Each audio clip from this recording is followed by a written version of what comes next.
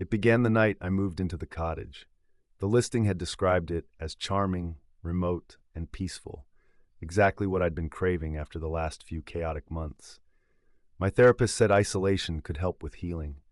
I needed space to breathe, to process things. My dreams had become unbearable, always the same, a figure watching me from behind a veil of fog, whispering things I couldn't understand, always ending with me waking in a sweat, heart galloping like a cornered deer. The cottage sat on a mist-drenched hillside, hours away from the nearest town. I arrived late in the afternoon. The clouds were low, gray and lazy, and the trees around the property swayed in a wind I couldn't feel. I remember thinking the air smelled too clean, almost sterile, like a hospital. Inside, the cottage was small but well kept. Wooden floors that creaked in a comforting way, shelves filled with books that seemed too untouched, and a fireplace that still had faint traces of burnt wood. The only oddity was an antique mirror in the hallway, taller than me, with a frame carved into spiraling floral patterns. It was the one object the landlord had warned me not to move. "It's a load-bearing piece," she'd said on the phone. Seriously. I didn't question it. That first night, I barely slept. I kept hearing soft noises, something like whispering, just on the edge of perception. At first, I told myself it was the wind in the chimney or the creak of old beams settling. But around 2 a.m., I heard footsteps, slow, deliberate, crossing the wooden floor. I held my breath and strained my ears. The sound came from the hallway, just beyond the bedroom door. But when I cracked it open, nothing was there. Only that mirror, reflecting the dim glow of the moonlight filtering through the hallway window. I stared at my reflection for a long time. My face looked off. Not wrong exactly, but delayed. My head tilted a second too late, my blink slightly out of sync. I blamed exhaustion and went back to bed, leaving the light on. The next day was uneventful, almost eerily so. No phone service, no internet, no neighbors, just the whisper of trees outside and the occasional rustle of something in the underbrush. I found myself dozing off more than once, strange little naps where I'd dream of that fog again, always fog, and a figure standing in it, just far enough away that I couldn't see the face. That night, things worsened. I woke to the sensation of being watched. The room was pitch black. My bedside lamp had died without explanation.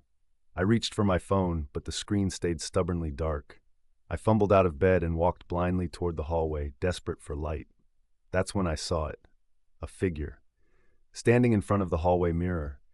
At first, I thought it was me, my reflection in the moonlight. But as I stepped forward, it didn't move. I froze. My skin prickled, cold creeping across my back like a wet cloth. I squinted, its head twitched. I blinked, and it was gone. I backed away, heart hammering, until my legs hit the edge of the bed. I didn't sleep again that night. By morning, I convinced myself it was a nightmare, a leftover shadow from a dream bleeding into the real world. That made sense, right? My mind was just frayed from stress, lack of sleep, trauma. But when I passed the mirror that morning, there were fingerprints on the inside of the glass. I left the house for most of the day, hiking trails through the woods, trying to outpace the paranoia. But the feeling of being watched never left me. It followed me in the rustle of leaves, in the hush of the trees. I didn't realize I'd walked in a circle until I came upon the cottage again, without ever turning around. The dreams that night were worse. The fog was thicker.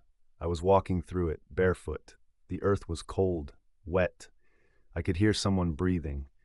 Then I saw them. The figure stepped closer, its mouth opened, and for the first time it spoke. "You brought it with you." I woke up screaming, the sound echoing in the dark. This time, the mirror wasn't empty. There was someone in it. Not a reflection, not a trick of the light. A pale woman with hollow eyes and a stitched mouth, staring back at me from inside the glass. I ran. I didn't think. I just ran out the front door into the freezing night. But no matter how far I went, I couldn't leave the fog. It was everywhere. And then I woke up again, in bed, lamp on, phone charged, morning light through the curtains. But something felt off. I moved to the hallway, heart thudding. The mirror stood quietly in place, empty, clean. I stepped in front of it, just to be sure, and froze. My reflection smiled. I didn't. I lifted my hand. It didn't. It just kept smiling, wide, twisted, like a mask stretched too far. Then it reached forward, from the other side. I stumbled back. The mirror rippled like water and cracked down the center. A high, whining noise filled my ears. I clutched my head, dropped to the floor. The glass shattered with a sharp snap, but there was no crash, no pieces, just silence. When I looked up, the hallway was empty. The mirror was gone. I haven't left the house since. Every time I sleep, the dreams grow stronger. The figure is closer, clearer. Last night it touched my hand, and when I woke up, my hand was cold, damp. Muddy footprints led from the bed to the hallway where the mirror once stood. I think it's not just dreams anymore. It's crossing over, and I brought it here. Or maybe it brought me.